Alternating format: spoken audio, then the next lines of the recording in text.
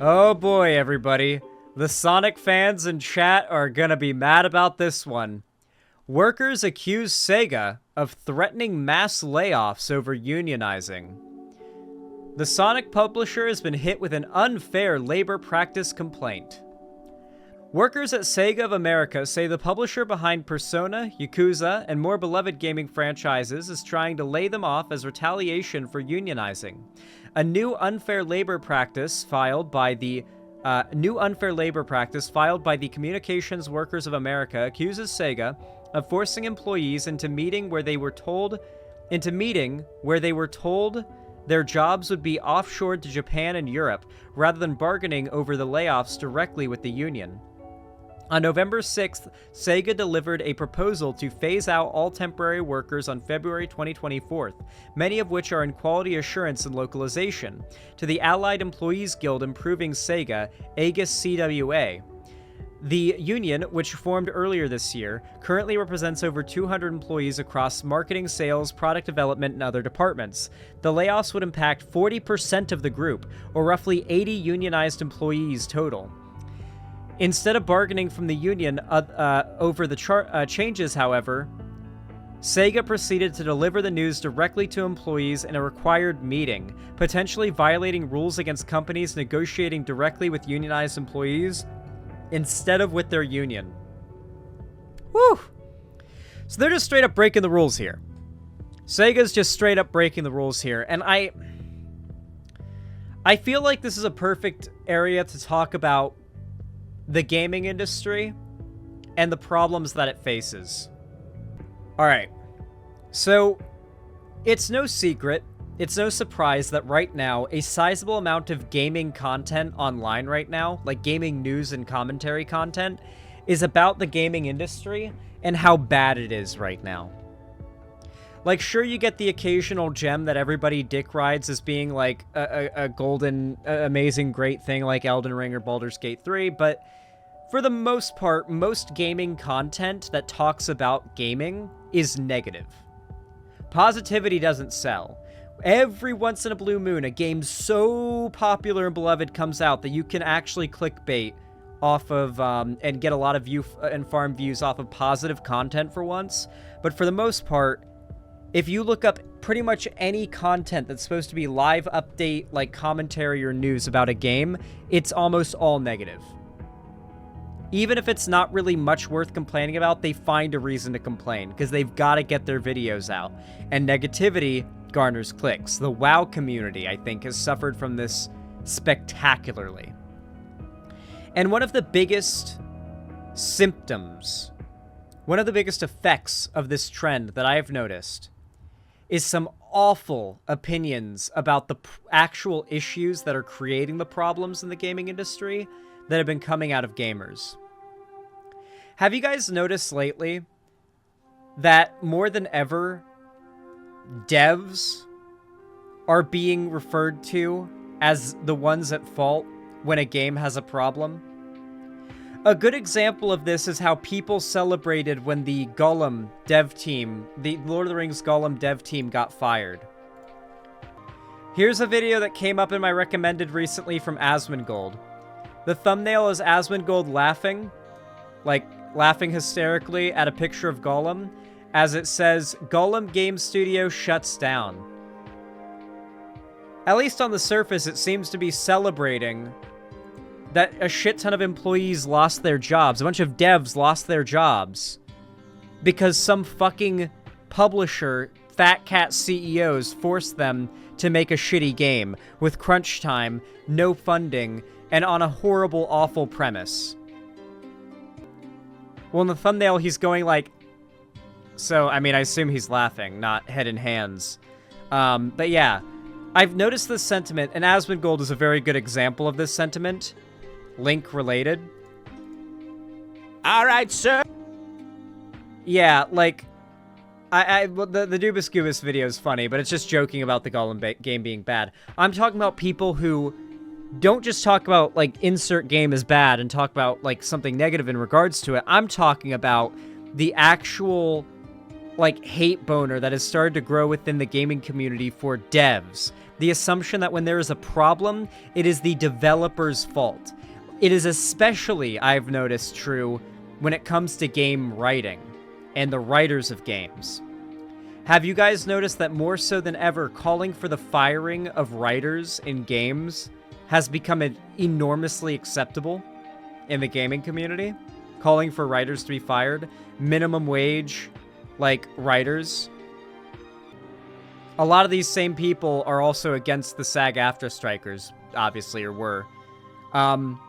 It's so interesting to me how we went from, it feels like, back in, like, 2014, when we really started to see loot boxes and a lot of the more disgusting gaming practices we've become used to today start to become normalized. Crunch time, DLCs that are actually just the rest of the game, so you're paying full price for an incomplete game on release, and you have to pay extra for a DLC that's actually the rest of the game.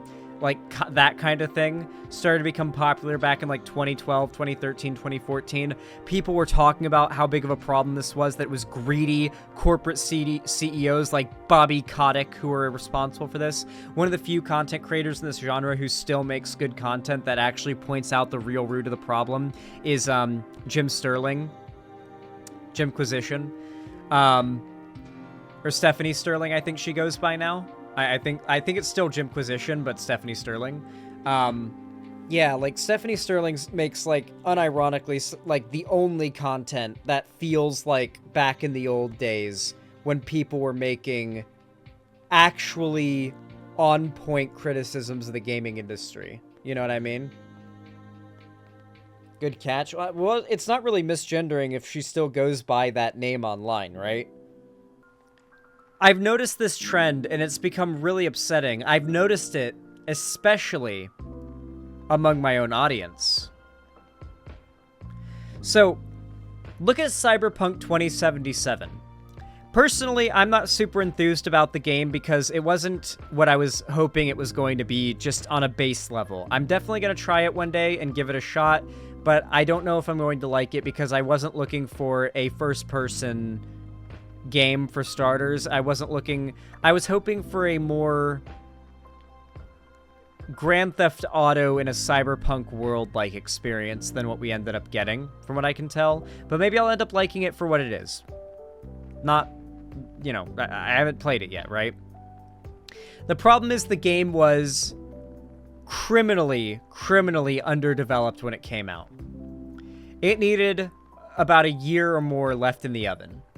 The problem is, how would the internet have reacted to the announcement of a 1.5 year long extra delay? Not well at all.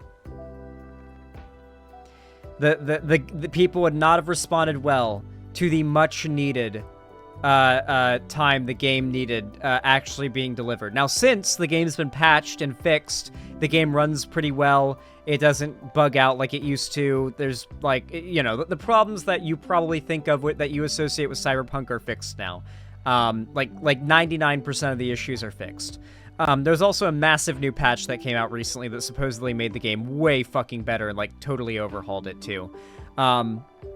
With that in mind, that's just evidence that the game needed more time in the oven. And yet, you hear people say that. Nobody disagrees that Cyberpunk needed more time in the oven. Like, no one disagrees that Cyberpunk 2077 needed more time in development, and it would be better if it had a couple more years being developed. And yet, when a game gets delayed, people scream. People complain. People claim it's in development hell. Look at Hytale. Hytale is literally... Hypixel Studios has now ballooned up to almost 200 employees working on Hytale.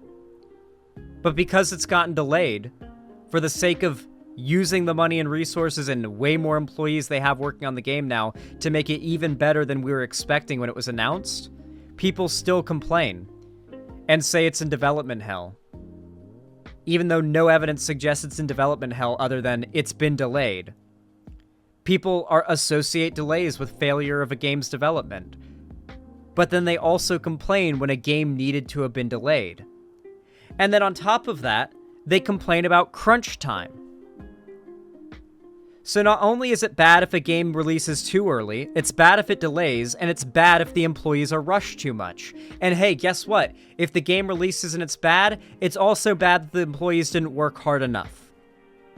And all this criticism, more so now than ever, has been targeted at the devs, the actual people who are putting pen to paper, finger to key, making the game, not the big money men and decision makers at the top who are truly making the big decisions, and those people that are getting all the blame are just doing their job. It's the higher-ups who are making way more money and have way more power that are actually responsible for the things these people are complaining about, but they are not the ones who get the hate anymore. They are not the ones who get the complaints anymore. It's not popular to shit on a big CEO like Bobby Kotick online anymore. That's not the trend anymore. What's popular is shitting on woke, pink-haired California game devs. That's what's become popular now. Which is why you will hear absolutely no support for these Sega workers from right-wing gamer bros. Not a drop, not a whisper. Quote, "It's disheartening to see such actions from Sega, as it unmistakably demonstrates bad faith bargaining and a refusal to recognize the valuable contributions of a significant portion of our colleagues," Ellis Williker, a senior QA tester at Sega, said in a statement emailed to Kotaku. Quote, "We have filed an unfair labor practice charge to call out Sega's direct dealing with members and its breaching of the status quo by telling bargaining unit members that our jobs would be ending shortly. They literally just brought them in and said, we're firing you. Didn't even go through the union, didn't even give a fuck. Because unfortunately, if the state does not back up unions to some extent, then unions have very limited power. These unions need some level of support from the state, which is why, for as much as Biden's getting a lot of shit right now, and rightfully so, Biden being as pro-union as he has been with his policy making has been very good. It's actually been really good. It's been a very important step for like pro-union advocacy and like reform in this country. Just worker reform in general. Sega did not immediately respond to a request for comment. The ULP will go to the National Labor Relations Board for review, but it may not be resolved in time to prevent mass layoffs. Allied Employees Guild Improving Sega is one of the biggest unions to have formed in the video game industry so far, and is unique in encompassing employees from all different types of roles rather than being department specific. Its bargaining fight with Sega comes as big gaming publishers and studios across the industry are trying to cut costs and lay people off. Sega, you know who's not laying people off, but is in fact hiring people and growing more and more by the day? Hypixel Studios, who's making Hytale. Sega will not be allowed to get away with this unlawful behavior. We will call on the company to make all temporary employees permanent and return to the bargaining table in good faith. There is no other just alternative, Williker wrote. That's the end of the article, by the way. Yeah, I do not like seeing stuff like this, and it really upsets me when I see... that most gaming content creators are not going to talk about this. Like, gaming content creators are not going to talk about this in any way that's actually productive or educates their audience of gamers on what the real issues harming the medium of art that they love to consume actually is.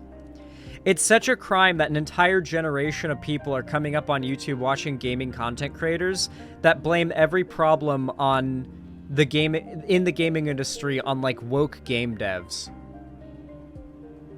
I really hope we start to see a resurgence in content creators like Stephanie Sterling, who actually focus on the real issues that are ruining the gaming industry and making our favorite franchises worse, making practices that are just downright immoral, gambling practices, for example, with loot boxes, the norm in the most popular games in the world. Why aren't those just f***ing banned, for starters? There needs to be some serious reform. There really does. And it's unfortunate that the gaming community is so dominated by conservatives that there isn't really a market to talk about this type of problem in a way that actually acknowledges the issue, instead of just like clickbaiting and view farming hate clicks, you know? It really upsets me.